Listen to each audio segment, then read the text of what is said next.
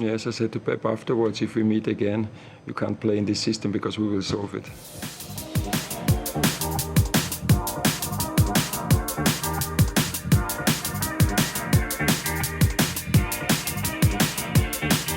Welcome to episode 75 of Winging It, your 2025 FA Cup winners. Yikes.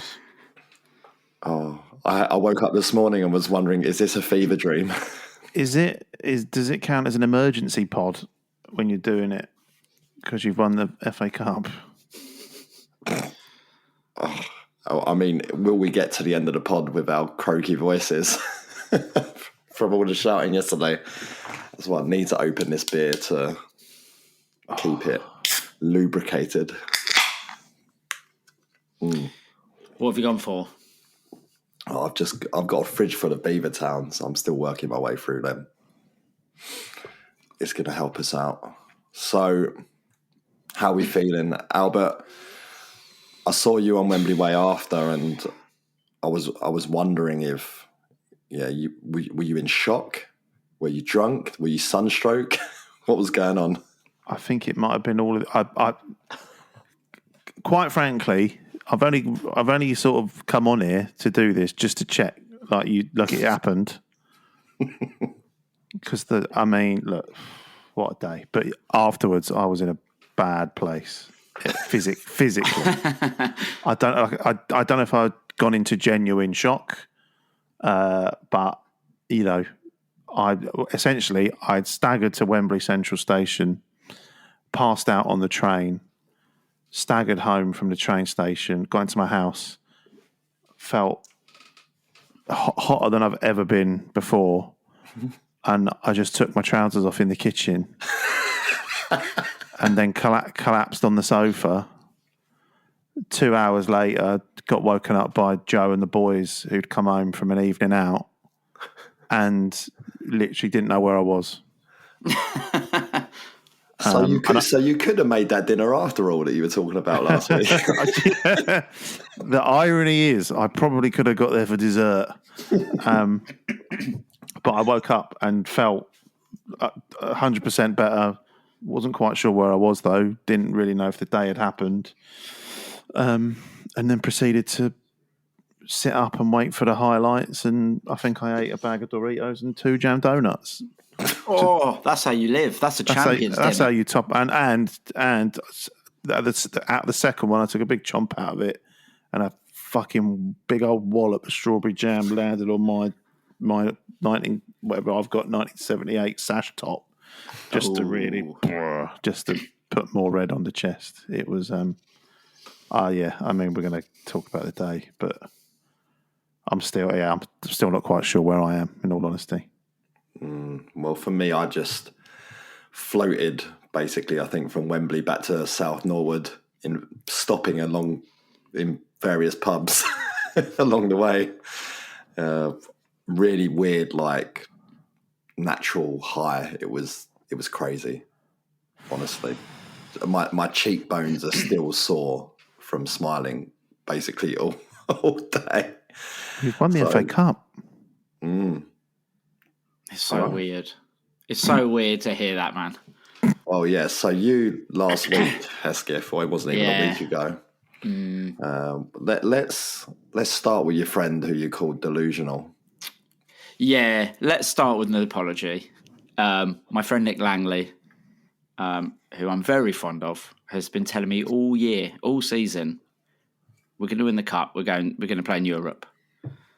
And a few episodes ago, I might even have sworn and said he was fucking delusional, and he was quite put out. So at Tottenham last week, I can't believe that was only last week. He said, when we win the FA Cup, I'll be asking who the fuck's delusional now, and I want an apology. So, Nick, I apologise. You were right.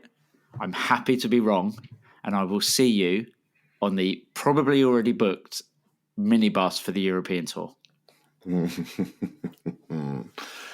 Very good. Look, you could have known from episode at the start of this season where a certain Albert Curley's outrageous prediction was Crystal Palace will win a cup. What? He doesn't even remember he said it. Look at him. Hands are aloft. Get in. He's levelling us up What after did I tell you?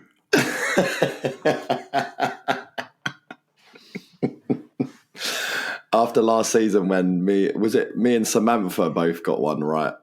Yeah. So yeah, yours is definitely not right, Hesketh. So No, I mean, to be fair, I can't remember what mine is, but it definitely wasn't we'll win a cup. it was Henderson and Mitchell to start an England game together. So it depends if we go into June a bit, I guess. But Not convinced that's happening. look at Albert's face. He is chuffed. He's so chuffed. Let's just leave it there, eh? Got himself another donut to celebrate. Best thing about winning the FA Cup is that I was right in the was outrageous right all along. predictions category. Now, Channeling my best Yannick Bolasie. we'll get on to Yannick Bolasie shortly. I think it's worthwhile having a media watch section this week, considering how much we've been doing. It started off kind of poorly, really. I did ITV News and got bumped from the base. So obviously didn't go too well. But went to the Clifton Arms and did a piece there. She was like, look, I want to give you an advance warning. We're at a school as well. And she's like, usually they lap up the kids and are like, just want as much footage of kids talking about it as possible. So she's like, here's my running order. And I was like, I understand where I stand on that running order. I'm bottom of the pile and first to go. But I shot myself in the foot because I got Doc to do it as well. And then, yeah, Doc stayed in. I did not. But the revenge was they did call him Dr. Brown in the piece. So. Fancy doing a bit for telly and then getting your name wrong. Well, we go to Wembley Way at 10 a.m. on the day of the game, and it's me and Bertie Curley. Fuck off. Bertie Curley. Do you know what? I've obviously people sent some screen grabs and they spelt my surname wrong. I got Albert right, but then spelt Curley wrong on the graphic. But I would like to see it back because when he came in and Terence and Bertie, I'd like to see my face. I'd like to see your face because at one point I did think I've got to stop him. Then we got to restart that, and I just thought, do you know what? I'm not that important. Let's just go with it. It was. What was funny about it is what straight away through my head. I don't know if you've ever seen that video of the news presenter, like a talk show, whatever guy, and he's introducing a guest that he's going to talk to, and it's about is AI going to take my job, and her name's Kitty, and he says, "Clitty, do I have to worry about AI taking my job?" And she's like, "Well, you will do if you keep calling me Clitty."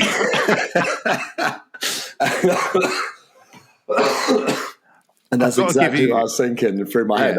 I was just straight off. I was just like, because his question at the start was something along the lines of, how are you feeling today? How are you feeling at this moment? And I wanted to say, well, amazing now that you've called him Bertie.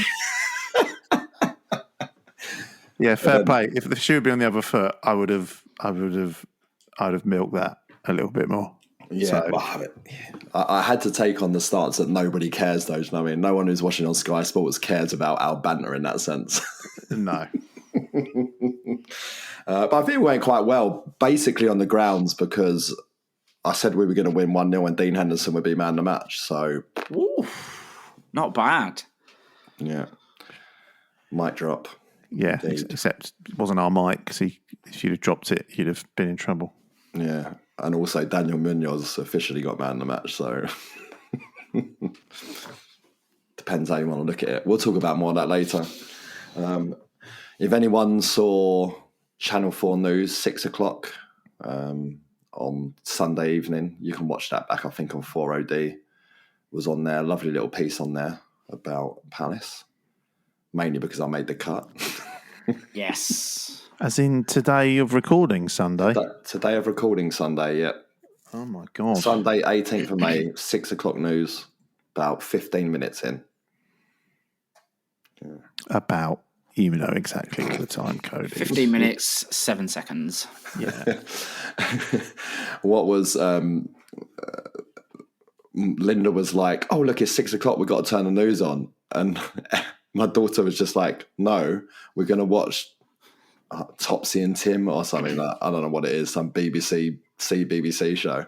And she was like, no, your puppy's going to be on the telly. She was like, I do not care. Put on Topsy and Tim. Yeah. So Unless he's hanging out with Bean the Bunny, I'm not interested. And then we had our usual piece in the Observer this week, which it was another tough write because the deadline for the print is before the game starts. So I had to do it from a sort of in the past kind of piece again. But if you if you look at our socials, you can find the links on there. And you'll also I was going to say not to butter your bread too much, but the thing you wrote for the Observer is very, very good. So if you haven't read it, go and have a look because it's well worth it, especially now that we know what has happened in the cup final. Makes it even sweeter. Yeah, thanks, Steve. So I got on the Friday before the cup final, I went and watched the last session at the Oval between Surrey and Yorkshire. So I ended up having a few pints. A friend was visiting from Barcelona, so was in a really good headspace, and I was like walking back, and then the guy emailed me and was like, are we going to get your article? And I was like, oh shit. And then, in my drunken, emotional, nervous wreck state, it wrote itself basically in my head on the way home. I was like, I'll have it to you in 15 minutes. And that was that. A few pints of Chat GPT. Chat GPT couldn't write that gold, I'm telling you. But yes, media watch for you. Should we just talk about the game? Let's start with your days first. How did you start off? So we did Wembley Way and did that. What happened? What happened? Talk to me about the scarves. Don't get me started. The tickets weren't expensive enough. I can't believe I'm complaining about the ticket prices. We've just won the fucking thing. This is, by the way, this is the biggest moment of saw us coming I've ever heard. Yeah, fucking Keno's turning up at 10 to do a bit of media before I went into Covent Garden. As I was waiting for you, I saw the little scarf merchandise dude next to the German sausage man. And I thought, just that South London and Proud scarf's quite nice. I might pop back on the way and get one of them. Anyway, we do the bit. We head back to the station, and it's like, I'm going to go get that scarf. Fuck it. Go up there. Yeah, one of them, please, mate. I'm in the mood. Terence, do you want a scarf? Yeah, I'll have one of them. Yeah, go on then. £52. Whoa! What? Sorry? All right. Beep. Anyway, whatever. It's going to be a lovely day. FA Cup final day. You paid for 50. You paid for that. £26 per scarf. £52. Anyway, what's it made out of? Gold. Well, yeah, winning. So I then go and meet my brother and my dad and family for a bit of breakfast just outside Covent Garden. As I'm approaching the restaurant, they're sat outside, and my brother's got the exact same scarf on, South London and Proud. So I turn up. And he's like, oh, nice scarf. I'm like, yeah. I said, where'd you get yours? He went, I got on eBay. I was like, how much? He went, £13. Livid. Anyway, then sit down, have breakfast. They go, come on, let's go around the corner of Covent Garden. Fucking boxes of scarves, free, on the street corner. What did it look like? Was it a nice scarf? Is that wearing it? I took 8. Just 7 of them on eBay. Two for Bernie, 2 for Arthur, 1 for Keith at work. He's not even a Palace fan, but he's getting one. Do you know what I mean? Like, this is where Oh yeah, I was expecting what's 52 divided by 7 because that's how much they're on eBay for. But Covent Garden was that banned drinking, right, or something outside? Well, we walked through Covent Garden, and obviously there's before you get to the main sort of plaza, there's fucking pubs for fun, isn't there, around there? And there's plenty of people drinking out in the street, and then obviously a lot of people congregated outside the Punch and Judy, and that's where the massive flag was, and the beach balls, and everybody who looked like they wanted a drink was drinking. But then you sort of did become aware of people sort of coming in from the street, like from the side streets with, carrier bags of Kronenberg and other beers that you love, Tell. And the police were sort of seemed to be stamping down on, bring your own. Essentially, it's like if it wasn't in a plastic cup from a pub, then it weren't allowed. But it didn't seem to be stopping the atmosphere. It was we sort of stuck around for about half hour there, and then just thought, what, let's go get the jump on, go get settled into the fan zone. But I mean, the atmosphere was great. It was really, really good. I enjoyed you referring to Covent Garden as a plaza there. Getting the European talk terms in already. Lovely. So atmosphere was good. Yeah, it's great. It was wicked, and like I say, we were there. We were walking away from it before I'd say 50% of it, 50% even turned up. There's more people walking towards it and then walking away from it when we jumped on the tube. But just thought we'd get settled into the fan zone, and the thought of missing a train or not getting on the train was too much. Just wanted to get there. Nice. And there was plenty of overpriced beer available at Wembley. So, Yeah. What about you, Hesketh? You shot to the same place for the semi, right? Yeah, Superstition running wild. Superstition ran very wild. I didn't do media watch on Wembley Way because I possibly was in bed still. Something like that. Anyway, yeah, we went to the same pub in Farringdon, the Butcher's Hook and Cleaver, which is a great pub. And I think the night before, because I wanted to do everything the same, so I wore the same shit, just did the same routine, whatever. But I couldn't remember what beer I'd had to drink. So I was trawling through photos, trying to find a picture of me from the semi-final with a beer in my hand. Eventually got one where I'm like in the very, very, very corner with a pint of Asahi. Not like Asahi's fine, but it didn't really matter that much. Anyway, so I did all that, and I was like, right, sad case, but I've done it. I know what I'm drinking. Walked in, got the food menu. I had a chicken wrap last time. We're gonna get chicken wrap again. First person I saw was my mate Anna, who was holding a menu, and she looked very sheepishly at me. And I was like, right, I'm ordering the food, and she went, chicken wrap's not on it, mate. And I was like, oh, for fuck's sake. Then I get a text from my mate Charco, who's always late, who was meeting my other mate Alex in Covent Garden. Charco texted me, I'm here and Alex is late. And I was like, that's it. There's no point. Like, that's it. Might as well not go to the game. Yeah, exactly. But no, it ended up being great. Saw a lot of mates like last time. Friend of the pod, Cara, managed to get a ticket that morning. And met us in the pub, so she was obviously very happy. And when about half an hour before we were going to leave, a bunch of people turned up on bicycles. It must have been like some kind of bike club. Weirdly, they had a massive flag that just said bicycles on it. So it was sort of like us. Excuse me, can I just remind you the first rule of bike club? Sorry, yeah. The club that should not be named. But yeah, they had this big flag that said bicycles, and it's sort of like us turning up just with a flag that just says football. It was a bit weird. But one of them had like a like a big sort of speaker stack, and my mate Jason persuaded him to just play Palace songs. So we were doing Glad All Over. Then we did, Eze and Venga Boys and all that sort of shit. Power to the Palace? Not Power to the Palace. Fucking hell. But we did have to leave to make sure we got the tube. So it was really good. It was just like a nice, but like the semi-final, which we talked about before, like just hanging out with your mates, and everyone was nervous. I was really feeling it pretty badly. But we're all sort of in the same boat. other than Nick, who kept telling me we were going to win. Did you get him to play Gold by Spandau Ballet?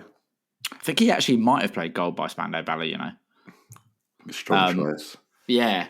What's that, and then what's that long, hard, got a weekday name in it? Both your faces. Long Good Friday or whatever. Oh, there you go. Not Long Hard Friday. The Friday was That's a a long completely and different hard film. Friday. That's a completely different film, Long Hard Friday. That's for a very different podcast. Yeah, that's those things where it's like, I think I downloaded the wrong version of Star Wars. Honestly.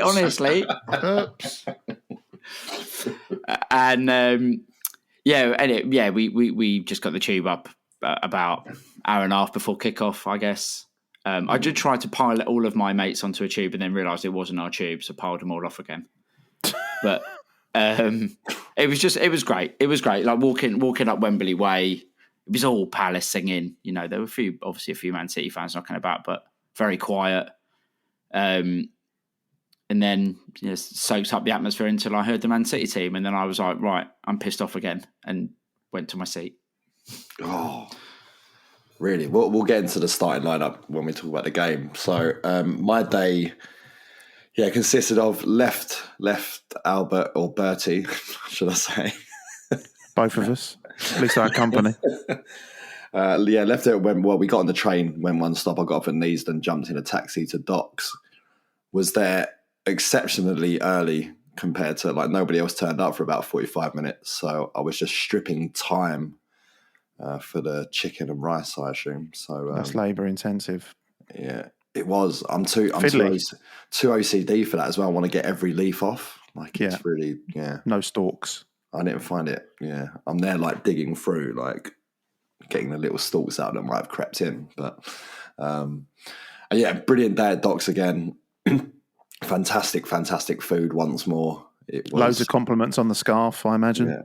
Yeah. You were trying to bribe me into bringing doggy bags of food if there was any left. As I said, there was. Listen, I spent 26 quid on a fucking scarf. Imagine the money you could have made on a little Tupperware of leftovers. No, but all the food went, I think. But it was exceptional, really, really good. Really great vibes. And then if you go over to our socials, I did a speech which.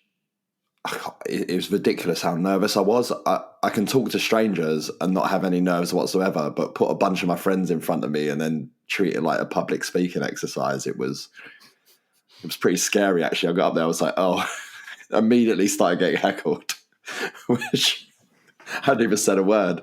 That's what friends are for. Exactly right. But yeah, I think it went down well. People seem to like it. So you can, I've uploaded that on our socials, so you can go and have a watch of that. And then jumped a taxi to Box Park, where watched Ben perform his song, Doc perform his song.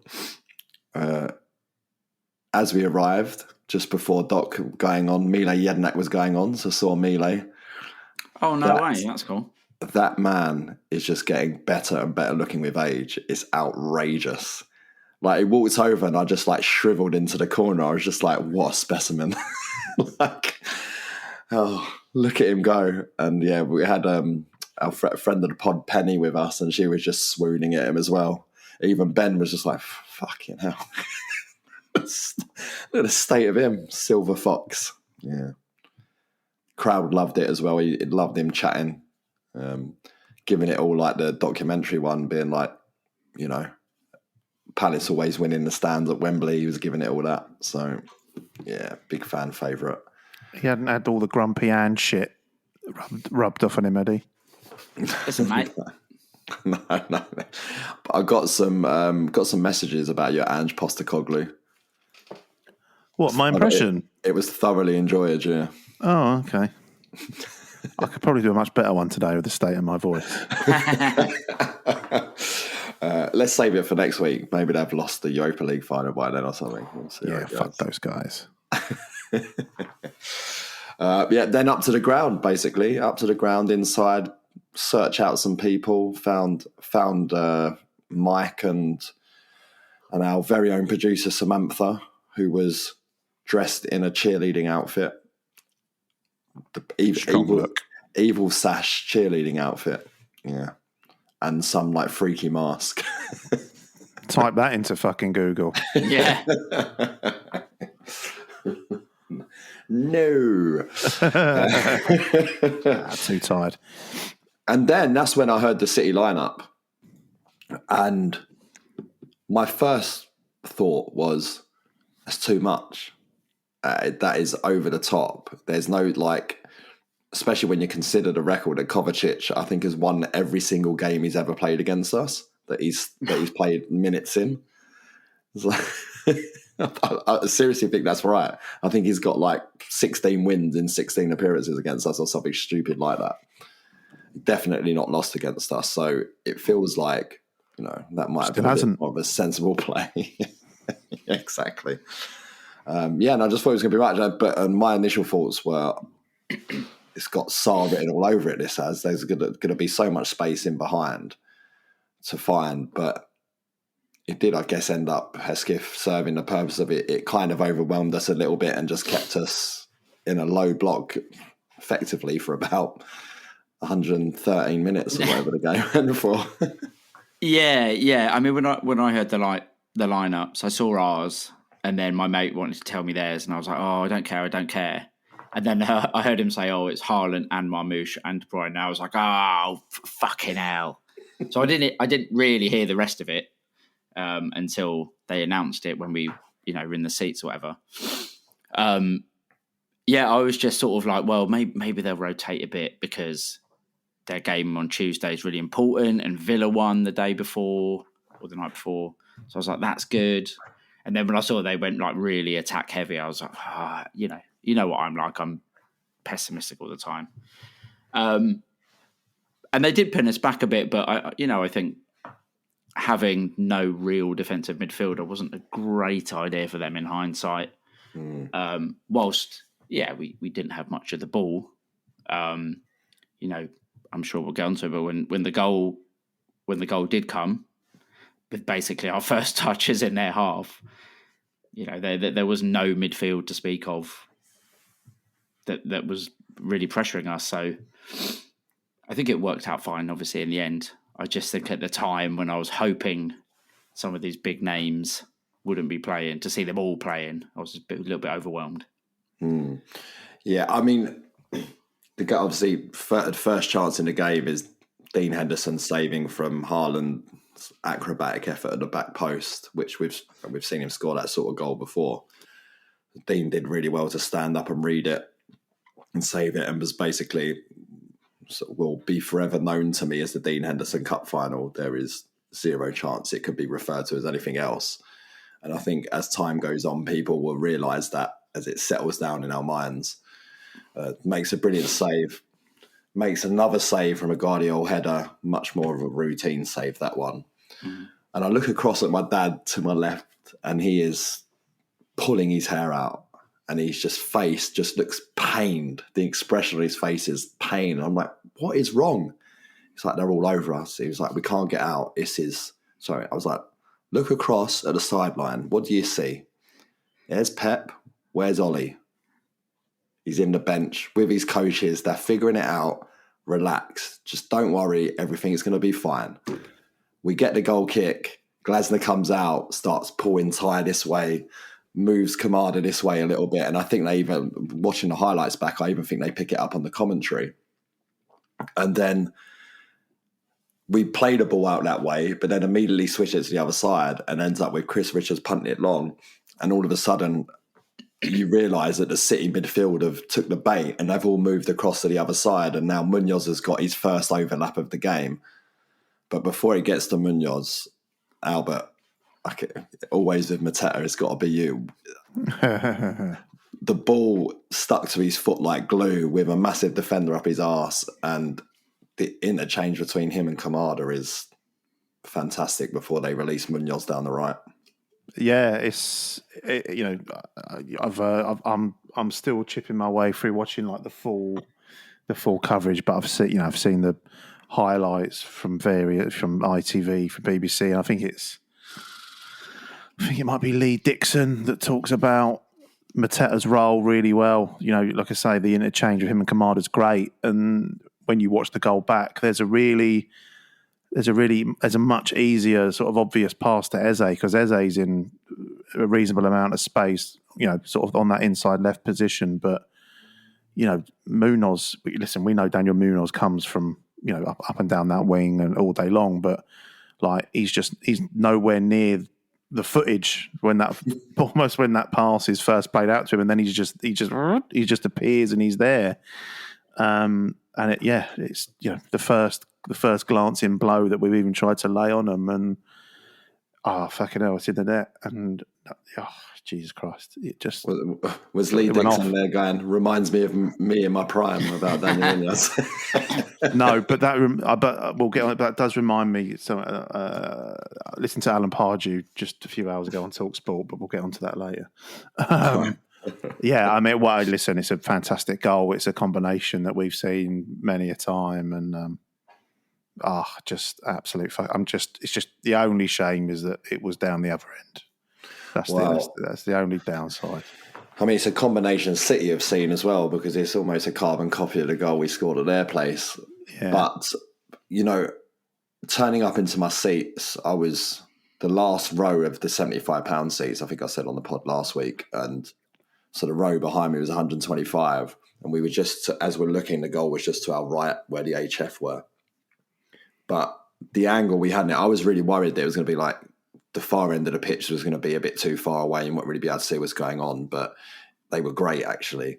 And from our angle, as soon as it left Ebbs' foot, you knew it was in, which made it a good view to be, where if the same goal had happened at our end, I wouldn't have known the moment it left his foot that it was going in. I'd have had to await the stuff. So I guess, you know, it's such a big stadium, and your vantage point's going to be different in every single seat, right? So yeah, it was for where we were standing. It was fine that it was at the other end.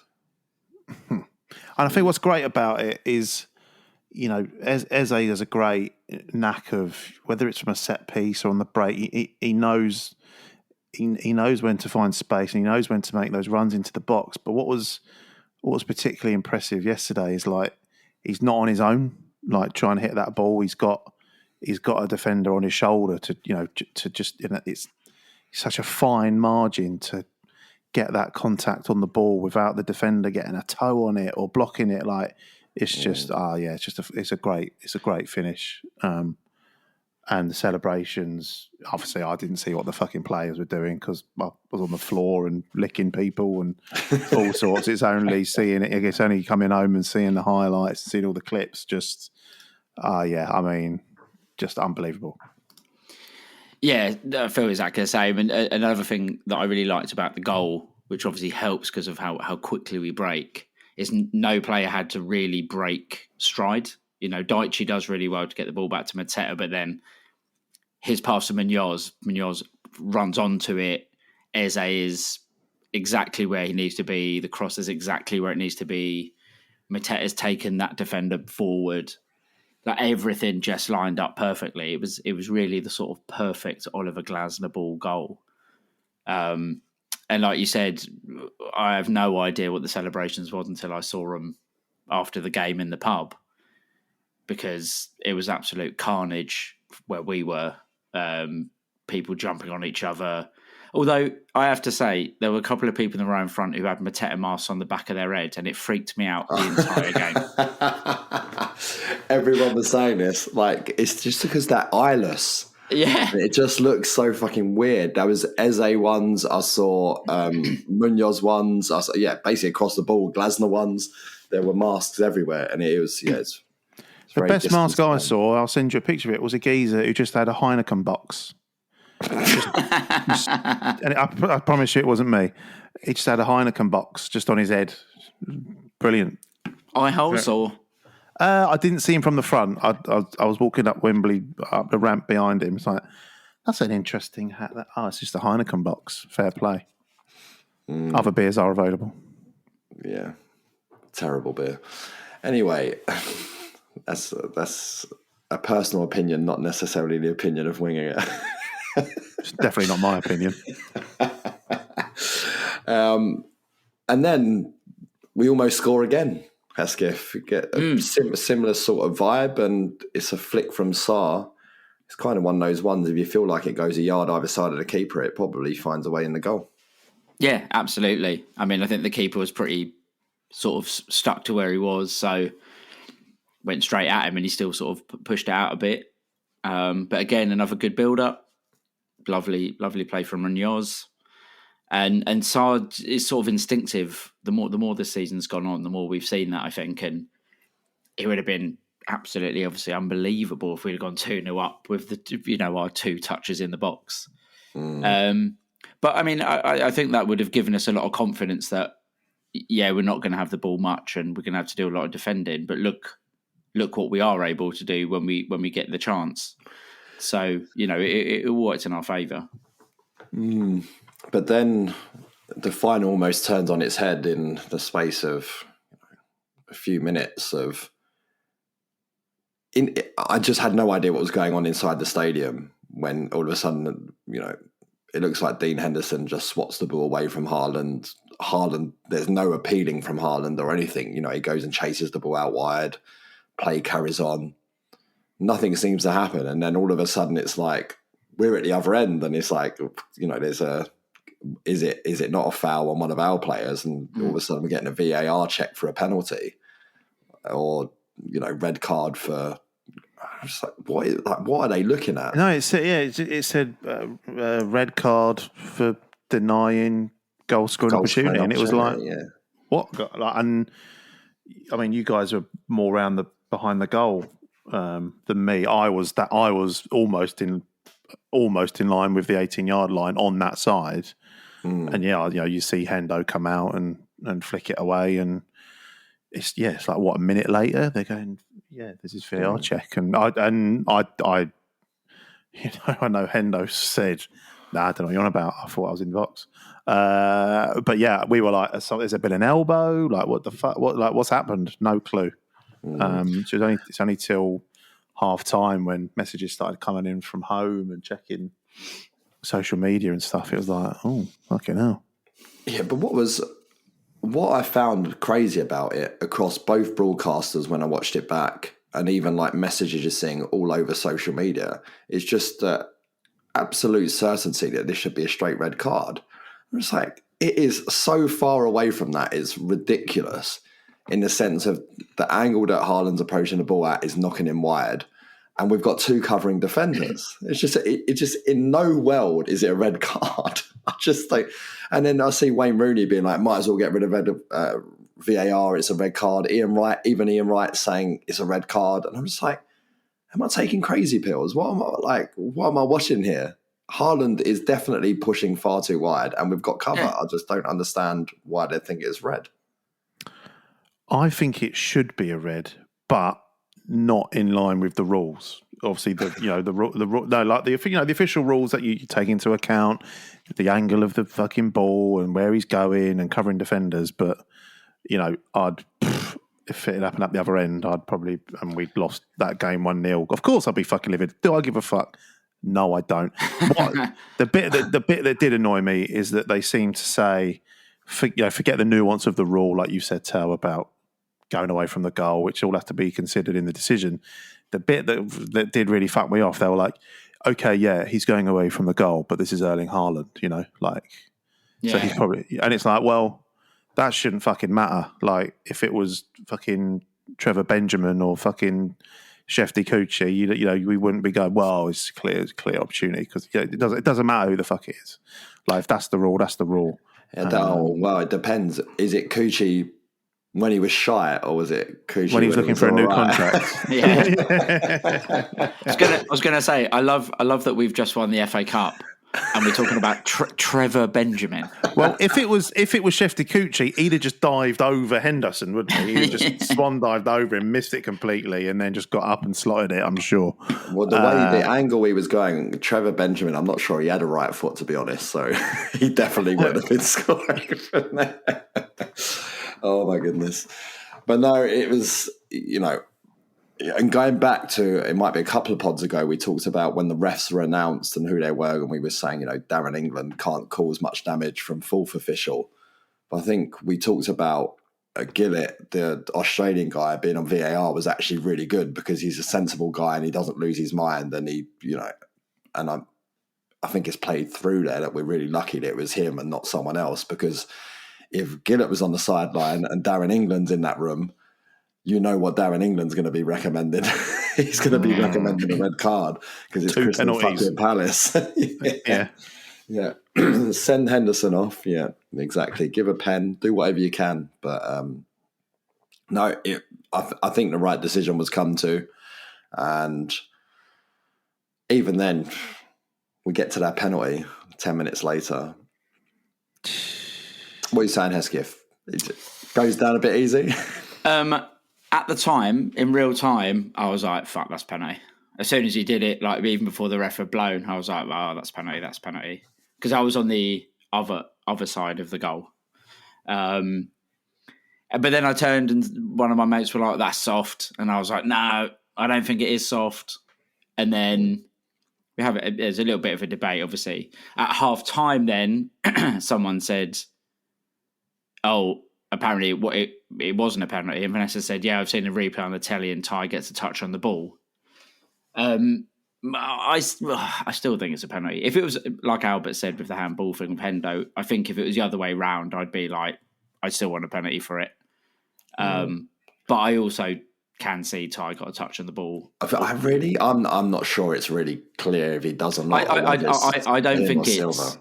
Yeah, I mean, and that's the thing. Like, they're not going to overturn that when it goes to VAR anyway. What I thought of it was when I saw it live, and then when I saw it back on the replay and whatever. And as soon as it happens, Bernardo Silva just waiting to collapse his leg under the slightest contact because his feet were all wrong. Like he wouldn't have been able to chop back the cross or anything. He'd run out of space basically, which makes it even more of a stupid challenge from Ty, to be honest. But there was people out back saying it was soft at half time. And I'm just like, I watched Andy Johnson do that about 20 times. And we never complained about it then. So, yeah, it was easy to say that when Dino had saved it, Albert. And what a save. A big part of the reason why my vocal cords are completely hanging on by a string here is because I naturally went into, let me hear someone say fucking Sam Johnston. Well, just screaming it at the top of my Did you take your top off? Lost my mind. Well, my sister and dad had to be, all right, calm down now. It's all right. Everyone's on your side now. Take the goalie gloves off, Terence. It's okay. He's won everyone over. But before we talk any more about it, we should listen to what Yannick Bolasie had to say about the penalty. End the pod after this. Doesn't get any better. All right.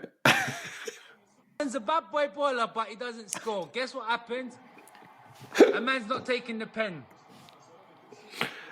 Which I also knew in real time. I don't know, Mum. I knew he weren't taking it. I know he was just holding it to take the heat. But this thing here.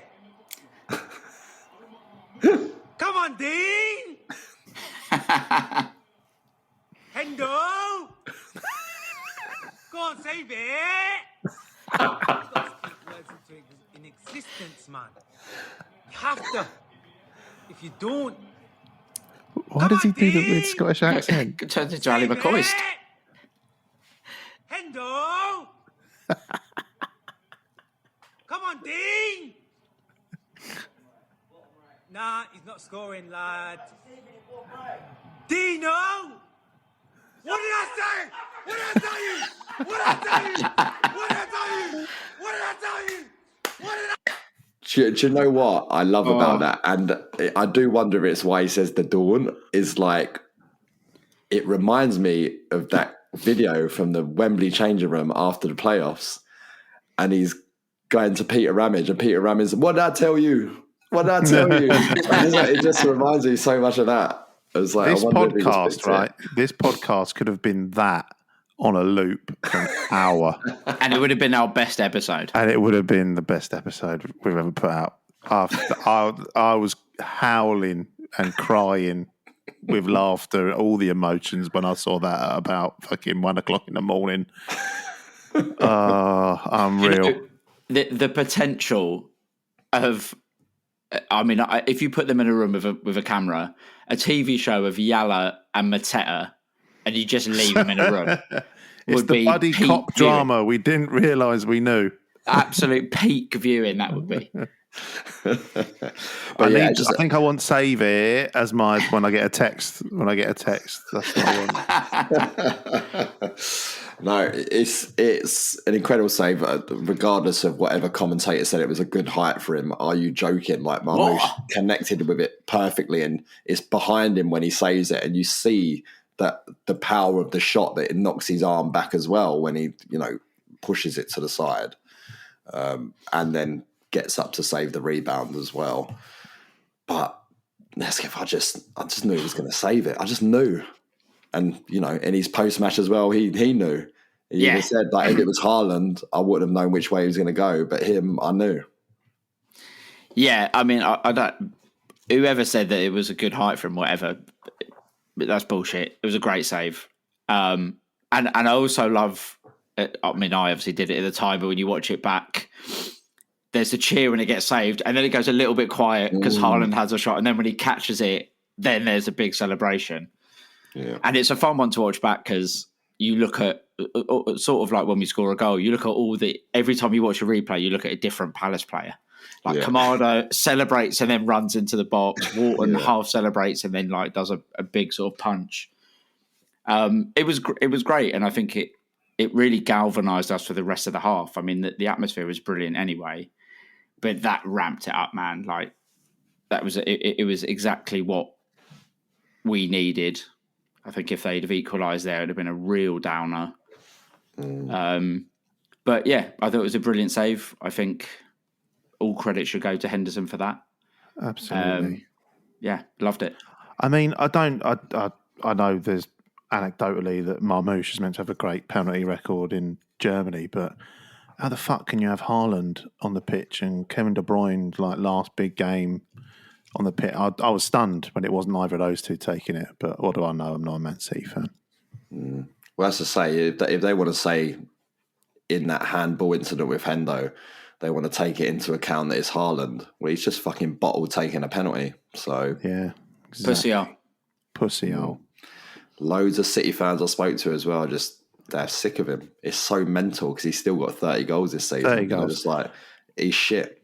When he makes us shit. He's like he's not shit. He makes us shit. Well, I mean, I said I would rather play City based on the way we play and the defenders we've got.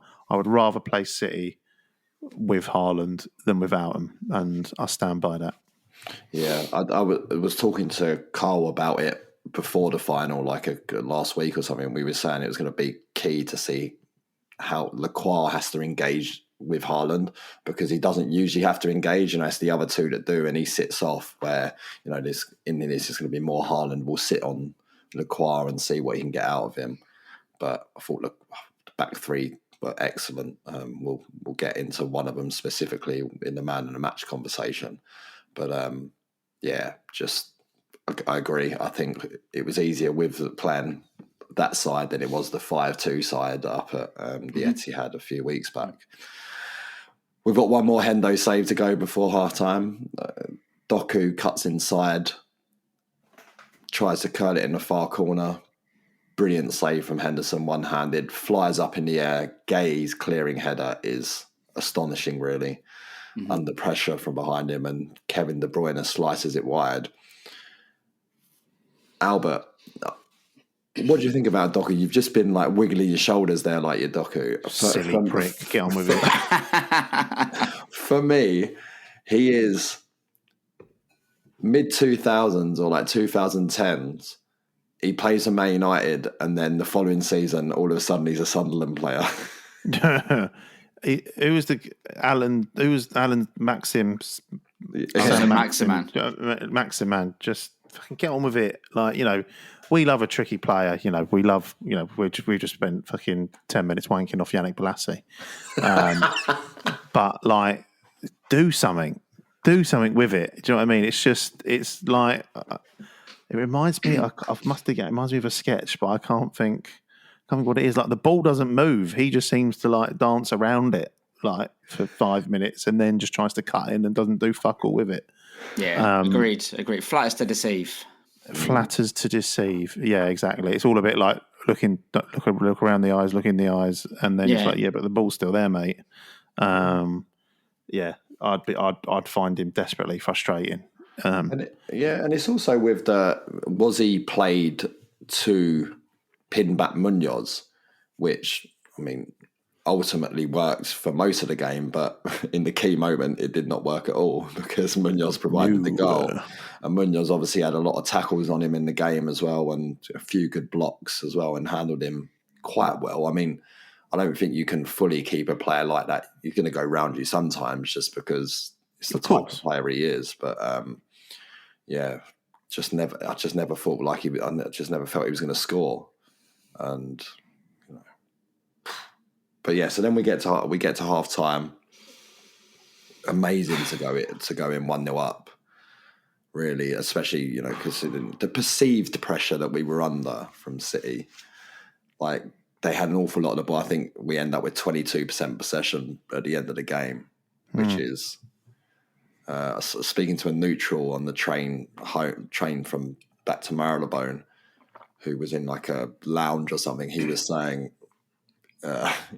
"Is it the lowest possession total to ever win an FA Cup final?" I was like, it's got to be in with a shout, to be honest. There, yeah, it must be up. Wasn't Wigan's famously low? I seem to remember. Yeah, that is exactly what came to mind. We discussed maybe Wigan as well, but 22 is hard. That's hard to beat. Really, really hard. It's also a stat that doesn't fucking matter. Exactly. Yes, the one at the top of the page is the one that matters.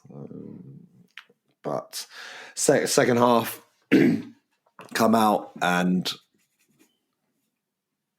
this is the centre back I really want to talk about, and it's Chris Richards. Does a clearing header in front of Haaland, where as soon as the cross is stood up, I think it's Savinho who gets away down the right or down the left, and stands it up to the back post. And you just see Haaland just leaping, and he's like fucking 20 foot in the air or something. And then Chris Richards' little afro just pops up in front of him and just gets it glanced away. Tremendous performance from Chris Richards.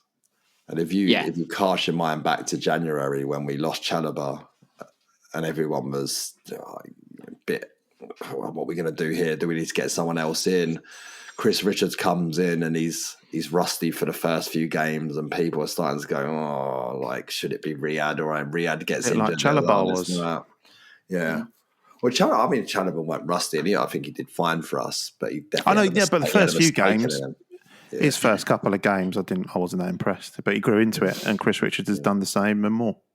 Yeah, but I don't think Chris Richards has got the mistake in him like Chalobah had. Like, you always felt like Chalobah was going to give the ball away and cause a mistake. Where with Richards now, especially, and it was the same when his first season when he finally got a run of games. He just needs to play, because when he's playing, he just settles in, and I just think he's just been really, really good, to be honest, since then. And yeah, crescendo is Hesketh that he's in the man of the match conversation for this match. Yeah, I thought he was great. I mean, I think my criticism's a harsh word. My one thing with him is I don't think his distribution's great, but then look at the pass that he made to Mateta for the goal, was fucking brilliant. And that header that you talked about there from Haaland, that's a goal all ends in. That's a goal-saving header. Because like you say, the height Haaland gets, he's a big fucker anyway, but he was like an NBA player there. Imagine seeing that bearing down on you. I know. Yeah, maybe it's a good thing Richards couldn't see him. He was behind him. Yeah. But those, it's obviously fine margins, isn't it, football? But that header saved a goal. 100% that was going in. And I think Richards has been great. Like, he gets on with it. He's had an interview where he said, he had to work his way into the team first time round, like you said. And then he's had to work his way back into the team now, because when Chalobah come in, Richards was a sort of casualty of that. But he's grown week on week. I think he's been brilliant the last month or so. And I thought he was very, very good again today. He didn't really put a foot wrong. Marshalled the backline very well. And I think especially when Gay goes off, my worry there was how calm Gay is on the ball, and that calms the rest of the team, you know. So when he goes off, I'm a bit worried, but didn't faze him at all. I think Richards was very, very good. Yeah, excellent. And then we basically get into a stance where City have a lot of the ball in the second half, but never really look like scoring. Probably didn't feel like that to people inside the stadium. Looking at you, Hesketh. But we then get a Chris Richards long throw, which ultimately Albert ends with Munoz poking it home. And did you have because you're saying you were on the side, did you have an inkling of the offside at that point? Because we certainly did it behind the goal, and it was... No, nothing. Yeah. Didn't know what was going on. I was on the floor. Fell backwards on the floor. I think my dad nearly ended up on top of me. My mate Paul picked me up. They came and celebrated almost right in front of us. And then you just hear the brrr, and I had no clue. It said number 7, Ismail Assar. And it was like I don't even. As far as I'm concerned, Ismail Assar might as well not been on the pitch. I had no clue what was going on, let alone whether it was a controversial decision or not. I couldn't recall him sort of featuring in the build up or anything. But yeah, you know, you come home and sober up, should I say, and watch it on TV. And yeah, it's a shame. It's a shame. But fuck me, the 30 seconds that we were 2-0 up was... Yeah, it was mad. It was special. Exactly. And now with hindsight, it didn't mean anything in the long term. I know that I enjoyed those celebrations to the full. Yeah. It was so good. And it would have been very fitting. It was Munoz as well. Like it's, you know, the season he's had, feels like a Munoz goal as well. Just beating everyone to the punch to just poke it in like that. Yeah. I was going to say it's as Munoz-y a goal as you can get. Like he had the original shot and had no right to be the first person to get the rebound when there's like 10 people between him and the ball. Would have been great if it had counted, but who gives a shit? Don't matter. Anyone who spoke to me on the day would have already heard this. But at this point, watching Southampton against Manchester City the weekend before the final, in which City huffed and puffed for 90 minutes and didn't score, did me the biggest favour in the world here, because I was cool as a cucumber. Just like, I watched this last weekend, they're not going to score. You would have hated being stood next to me, Hesketh. You would have hated it. Because I just knew. I was like, this is exactly what I watched last week, where they just get into this position where they just throw low percentage balls into Haaland and expect him to come up with something special. And he's just not there. He's just not there at the moment. He's not like in his peak performance. He's not in any sort of form to go on. And I just was like super relaxed.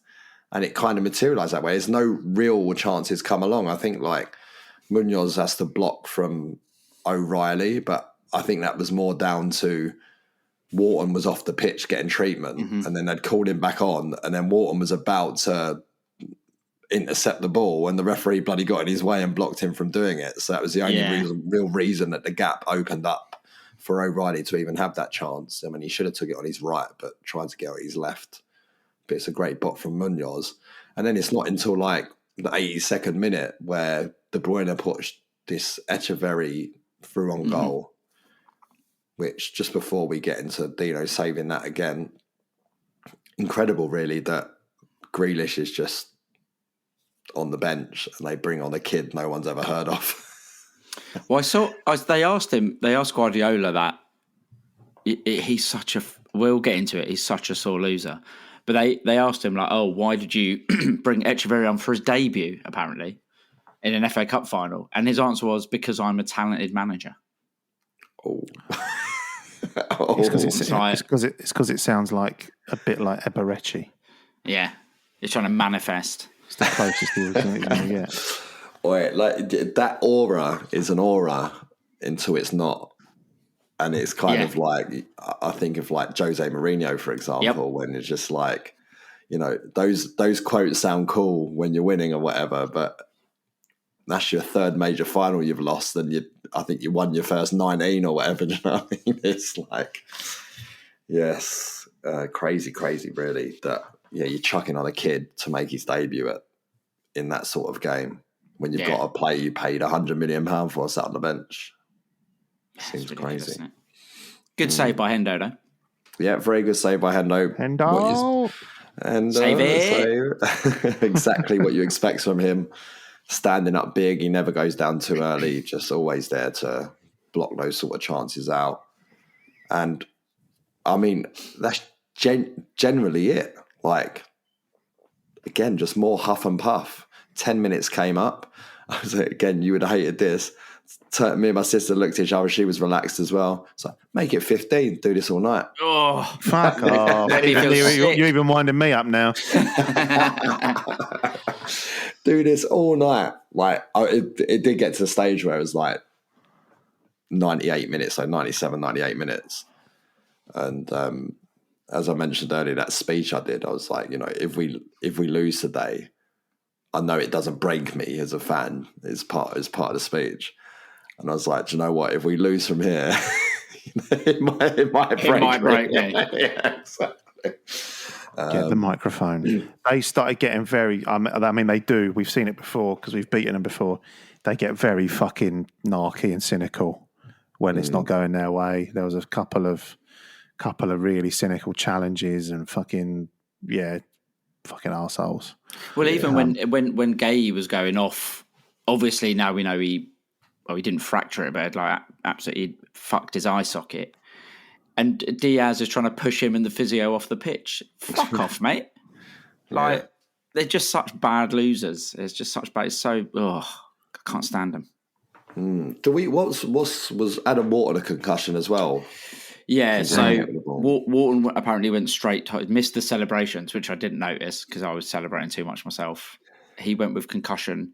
And apparently Gay hasn't fractured his eye socket, but has got like very bad bruising around it. So not great. Yeah. I mean, to be honest, I want to see Hindalo Mustafa playing against Wolves on Tuesday for starters. It's like Gay's not going to be playing. Wharton's not going to be playing. Yeah. Hughes is probably still going to be drunk. Hughes is still in Box Park, Wembley. Exactly. With Dean Anderson. Mateta's going to play holding a selfie stick. Scarf around. He's still got the HF scarf around his head. Yeah. Love it. Oh, man. What a fucking day. Yeah, but you know what? The moment when Mr. Sunderland, Doku, cuts inside, doesn't take the opportunity to shoot, comes back the other way and then decides to shoot with his weaker foot from further out and drags it wide. And you just look up at the clock and it's like, there's only 30 seconds left. Yeah. Dean Henderson is the king of like swallowing up a goal kick. It's over. Yeah. Even I thought that. I was like, what's he doing? Like, well, when he cut in, I was like, oh, he's going to curl it top corner. And then he sort of P-rolled it wide. And I was like, I think that's it. Yeah. Although I will say, just going back a little bit, there was a point where I looked at the clock and it said it was like 64 minutes and 8 seconds or something. And I swear to God, 5 minutes later, I looked at the clock again and it said like 64 minutes and 59 seconds. It was that second half dragged. Like it literally felt like it stood still. So you stay and do another 15 minutes. For me, it did feel like about 8 hours. It's so weird how it can work, right? But I'm telling you, it was watching that Southampton game the weekend before. You know, much to the annoyance of my wife and kids at the time. She was like, "What are you doing?" I was like, "I'm scouting." Yeah, I'm just at work. For who? I was like, for myself. What's this whiteboard and all these magnets for? Yeah, no, it was. Honestly, I'm a very talented manager. Thank you. Yeah, made me feel so relaxed. I'm so happy I did it because otherwise I'd have been, eating knuckles by the time I would have gone. The nails I would have gone through. But yeah, and the scenes obviously at full time are just. I cried as soon as we got that goal kick. Just no control, no warning that they were coming. Just all of a sudden, tears were just flooding down my face, and you just looked around, and it was basically 80% of the people I saw were crying as well. And there's some fantastic videos of those sort of scenes as well that are flying around on socials. And yeah, what was it like where you were, Hesketh? Yeah, but pretty much that. I mean, as soon as the final whistle went, my legs buckled. I was like just on my knees on the floor, bawling, absolutely bawling. And Vanessa was next to me. She was grabbed hold of me, was bawling. And my mate said he looked down the row and basically like all of us were crying. He started crying. It was just like a release, wasn't it? Like part of it was, I can't believe it's actually happened, because this is what I've wanted my whole life. I mean, I've been going 35 years, we've all been going ages. And it's just the culmination of like everything I've ever wanted with Palace. And I don't really know how to handle it. And I think my body just shut down from my brain at full time. And I couldn't, whatever happened. And what happened was loads of snotty crying for about half an hour, to be honest with you.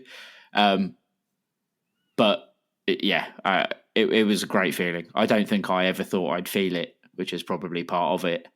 And I spent, 50% of the evening in the pub afterwards, and about 90% of today watching videos, just bawling my eyes out. I just love everything about it.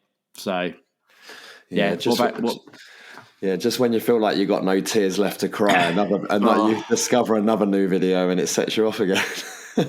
I mean, even sorry, to cut in, Albert, we'll get to you in a sec, but like at the beginning of the game with the tifo, I couldn't see it because I was under a red flag.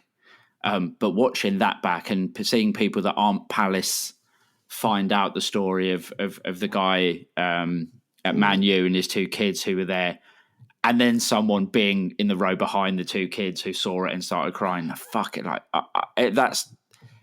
it's everything that we love about this football club in like a single image. You know what I mean? And it's just, I'm so glad that we've all got to experience it, and people outside of Palace are like, fucking hell, this is a football club and this is a fan base that are one. You know what I mean? Yeah. We're different, and I love that people get to see it because we're fucking great. You look at both the semi-final and the final in that contest in the stands with the tifo. We were face down by 3 Lions in the first one, and then the next time round, it's Kevin De Bruyne behind a deck of cards or whatever it was trying to do. And it's like the difference in the tone, what that sends, and it might be irrelevant to the players or whatever. I don't know how they feel about those things, given that Dean Henderson's quote in the banner, like at full time, tells you that he probably very much was paying attention to what's going on. But just the message that it sends of what the fan bases are, to make a FA Cup final display be about one player, albeit what he's done for your career. You've got one game left at the Etihad. You don't need to do that here. Yeah.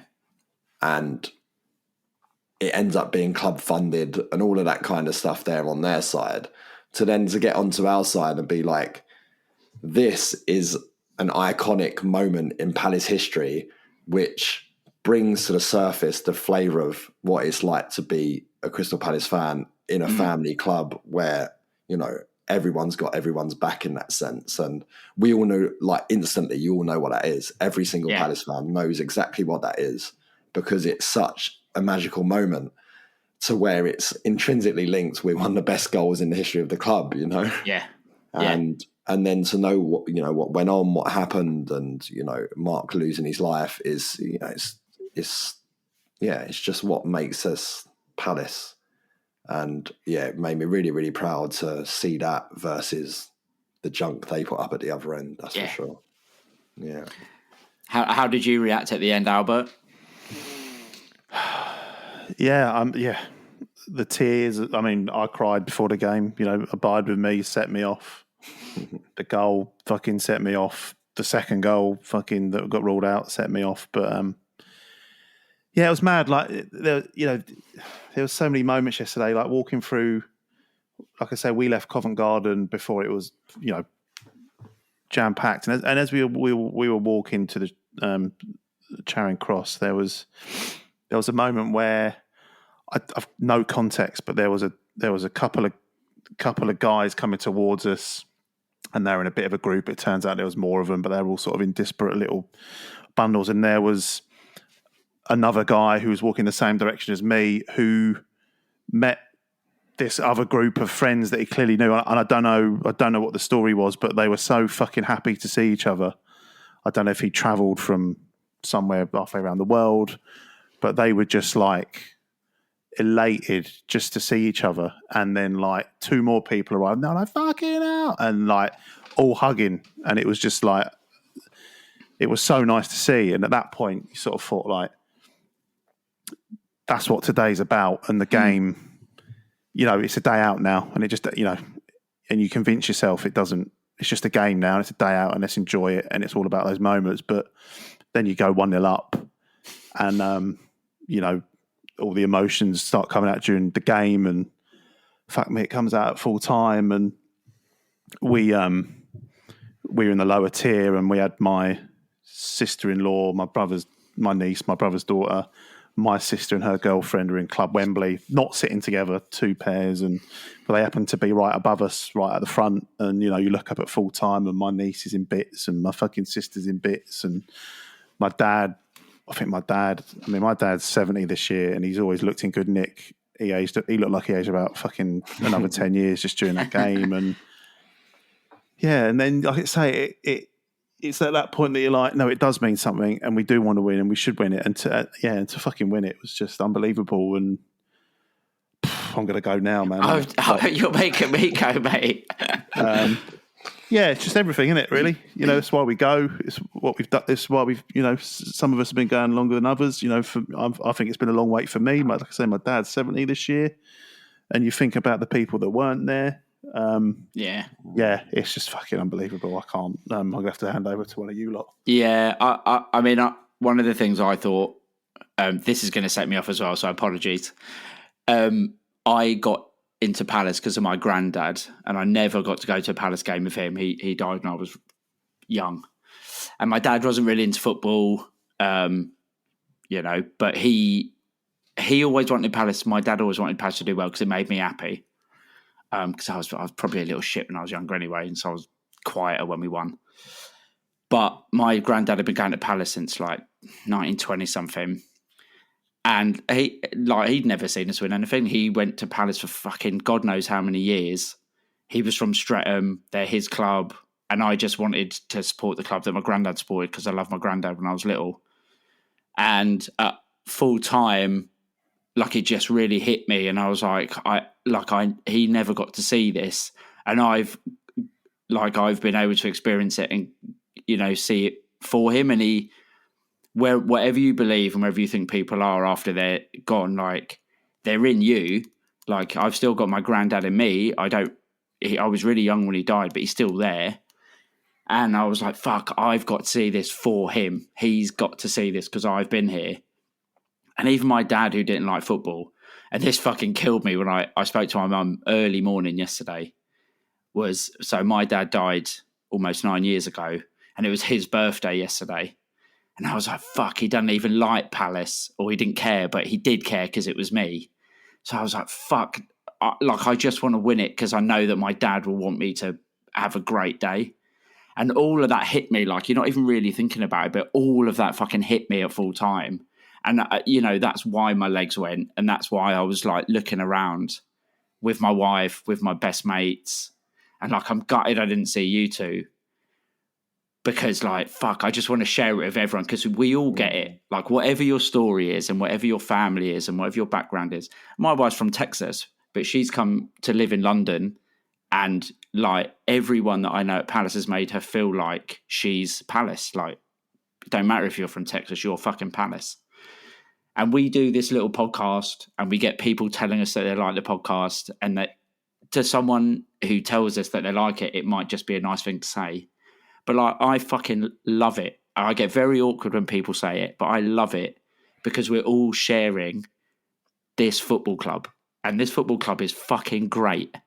And we all got something, whether we were stood next to each other or not yesterday, we all shared the same thing. And it is the best moment I've ever felt being a Palace fan, because it's not just about a football game. It's about everything that goes into supporting this club. And I fucking love it. And I love you guys and everyone who listens and is saying nice things to us. You're fucking great too. Up the Palace. Oh my God. I'm wondering Repeat that. I'm wondering if I need to pause for a few seconds so we can restart. Play I've had to mute there. Just play Balassi again. Fuck it. I was like, what have I got? Can I do this or something?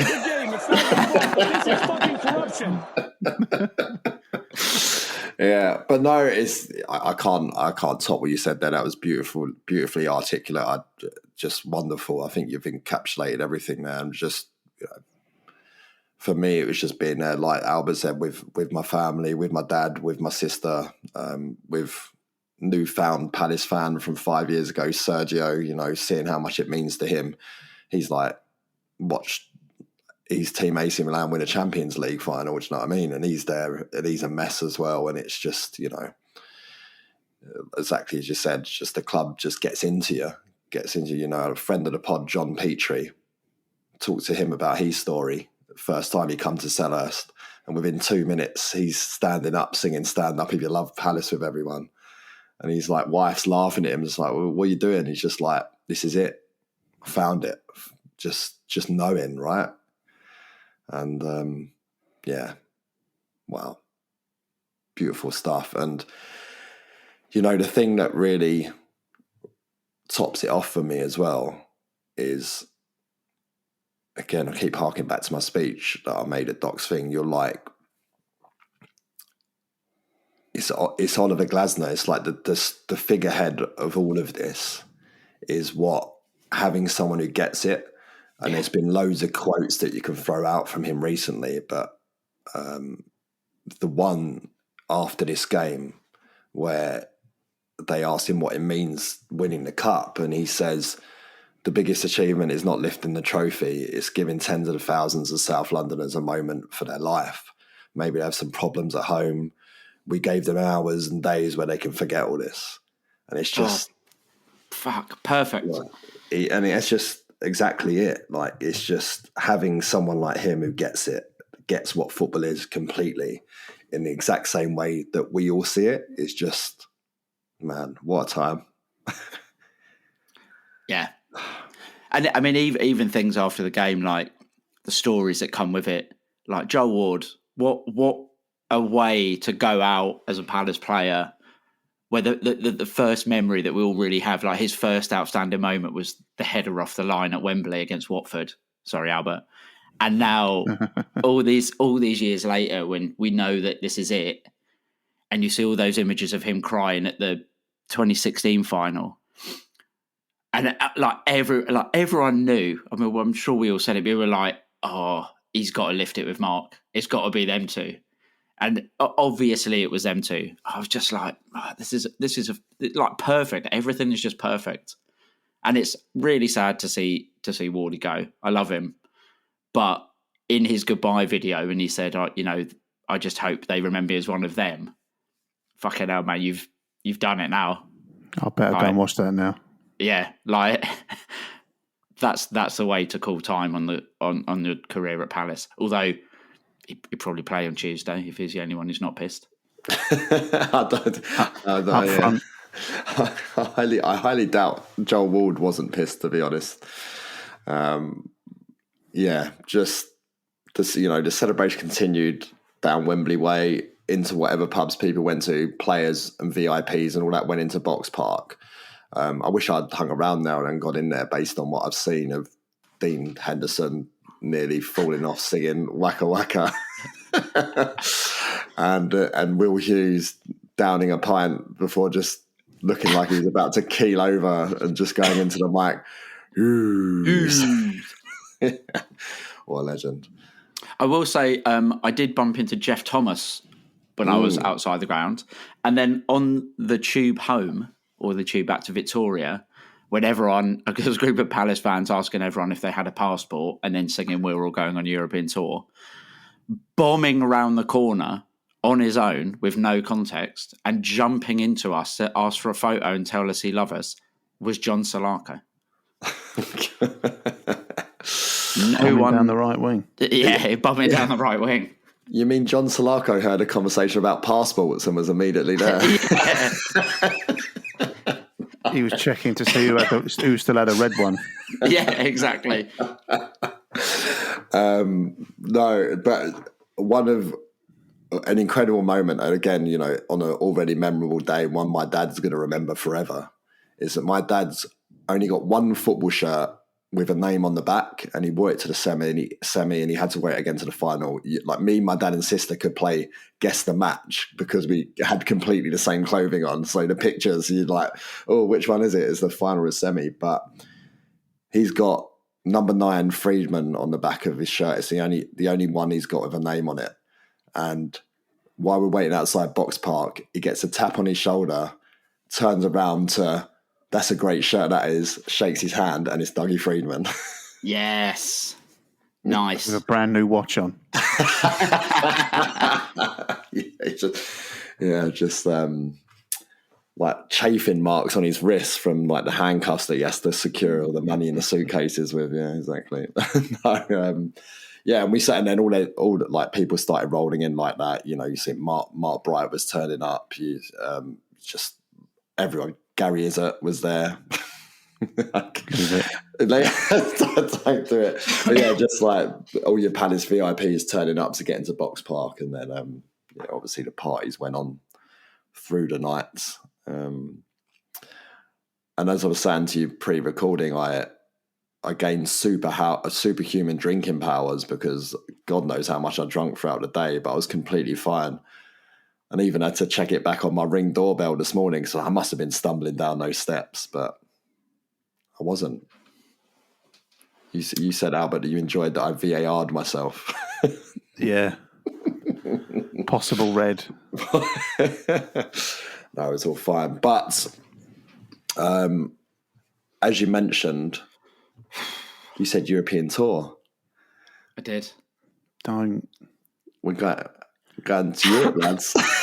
It's so fucking weird.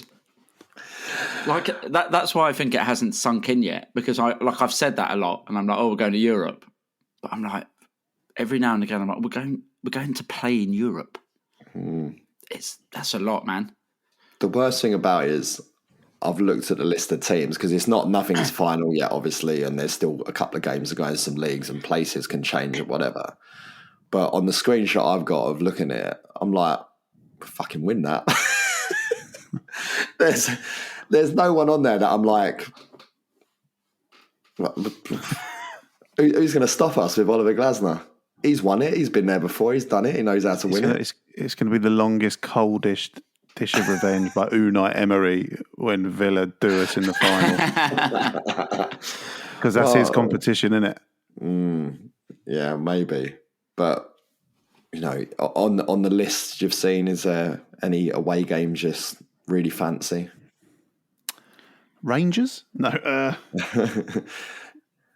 Go ahead, Eagles. That's where that's written in the stars, that one, surely. I mean, I'm not one for match fixing or balls in the fridge in the drawer, but if someone could please conspire for us to play Go Ahead Eagles, which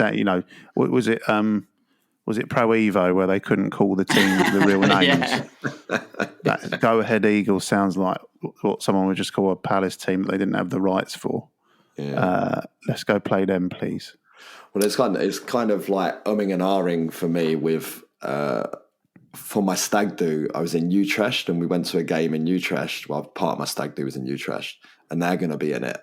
And I made loads of friends on the terrace that day, and some of them still come over and watch Palace games. Usually every other season now because they had kids and stuff. But yeah, they still come over, so that would be a nice little touch if we got to play them. I'd probably prefer that at Selhurst, but away, especially given Carl's relationship, I'd love a bit of Roma. Yeah. I've never been to Italy, so if I have an excuse with Palace. I'd go in. I mean, I'd fucking go anywhere, but yeah, places I've not been. Greece. I could do a Bratislava. Yeah. Don't really fancy Kiev away. I just want to check at this point. There's no upcoming English team playing abroad or football tournament where there might be some trouble, and all of a sudden there's some sort of ban. Banned. Yeah, some sort of ban on English teams being allowed to travel with fans. Just want to check that we're in the clear there. That would be extremely. That would be Palace. us. Yeah. Yeah. Or maybe it'll just be next weekend. Liverpool and Palace fans just get so pissed in celebrating their respective wins together. Should we just do the Community Shield then? Should we just call that the Community Shield? Yeah. That's the real quiz. Episode 81, we're not going on a European tour because the fans are banned. Yeah, no, so some lovely away game potential on there, but we'll get 8 matches now with the new format, 4 away, 4 at home, so we'll look forward to that. I think we find out on the 29th of August who our opponents will be. And given now it's just one big, massive league format with 32 teams in it, anybody want to hazard a guess at where we finished during the group stage? I'm happy with 29th. 12th is the obvious answer. There it is. Without a doubt, it will be 12th. But no, so I think we'll probably have to call it there. It's been a long one. I think you'll be fine with us. So it happened then. It did happen. It did happen. Unless we've all shared a really, really vivid dream together, which in itself is not ideal. The top corner of my computer screen says Sunday the 18th of May. And I went out and bought about 8 newspapers today. Have them all stacked up.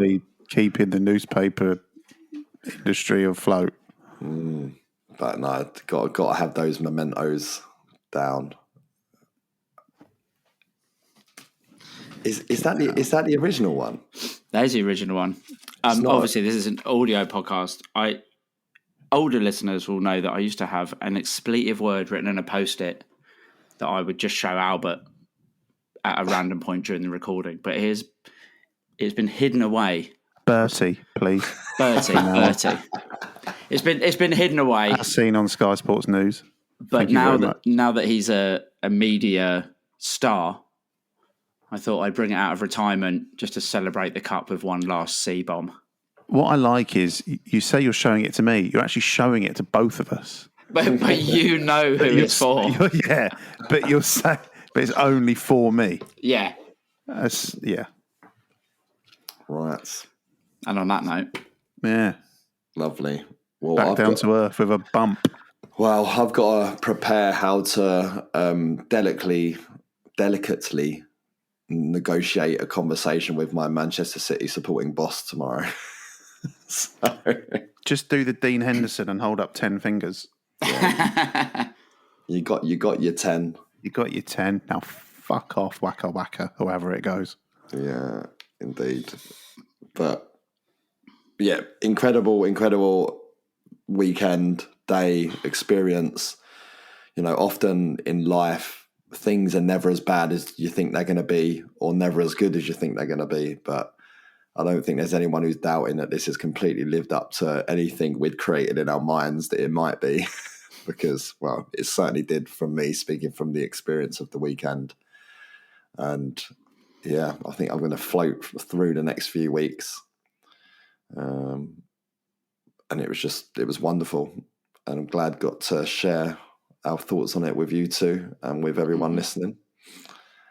And yeah, I'm going to go and consume some more content before I go to bed.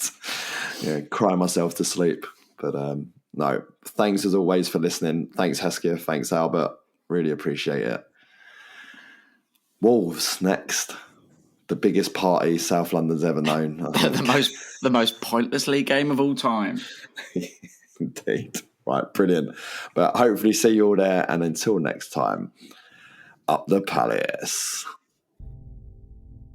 Yes, I said to Pep afterwards, if we meet again, you can't play in this system because we will solve it. Wembley, please welcome the team. The Palace, that's, Crystal Palace, possibly Manchester tremendous finish City. this season, which they had a terrible start. Trying to put it to good use. Pass. Looking for Savinho. De Bruyne's on it quickly. Get towards Haaland. And it's kept out by Henderson on the They do get it stretch. forward towards Mateta, and all of a sudden now Crystal Palace can make a rare foray into the Manchester City half. Munoz to Eze! That's why we love What a football. counter-attack! That is why we What love a football. devastating counter-attack! And Crystal Palace, with their first serious attack, score!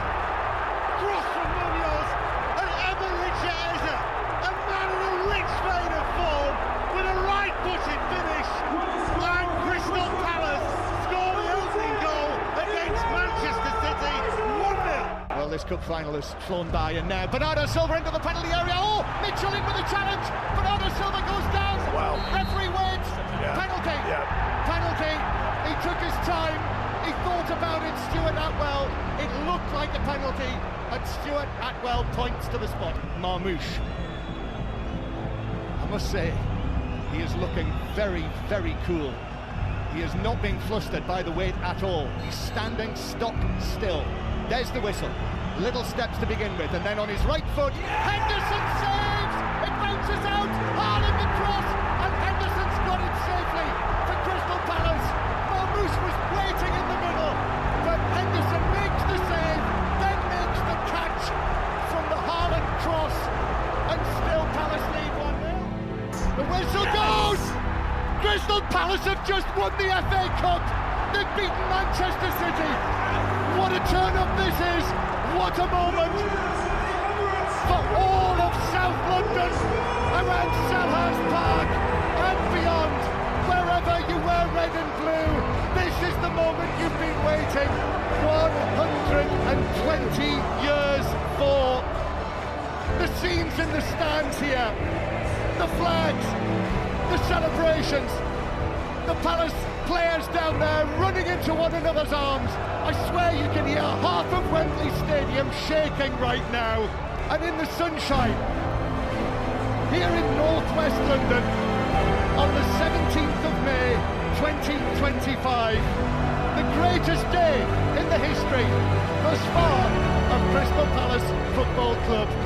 What a day, Clinton Morrison. I'm speechless, John. I can't believe it. I never thought in my lifetime I'd see Palace lifting a trophy, so they deserve it. They were fantastic. To a man, outstanding. Gladner is coming there, special manager. Go down was one of the best managers in Palace history, and it was a great togetherness. I don't want to be here, John. I love working with you, but I want to be on the pitch celebrating. Never won a major trophy until today. Crystal Palace, FA Cup winners 2025. Obviously, we were massive underdogs coming into it, but we fully believed. We believed in the plan. We executed it perfectly. The biggest achievement we, as football players, football managers, the biggest achievement that we can have, the biggest success is not then lifting the trophy. The biggest success what we can have, and this is how I feel it is, we could give 10,000 of our fans, of South Londoner, we could give them a moment for their life. You know, we can give them great times. We can give them, maybe they have some troubles, some problems at home. We give them hours and days where they forget all of this. Yeah, just be feeling happy and celebrating. I think this is the biggest achievement that sportsmen can do. Yeah? And we did it for our fans. We did it for many people, and that's why I think everybody who contributed to this success deserves to be proud of him, and deserves to be proud of the group, and deserves to be proud of the whole club, because this again is the best thing you can do.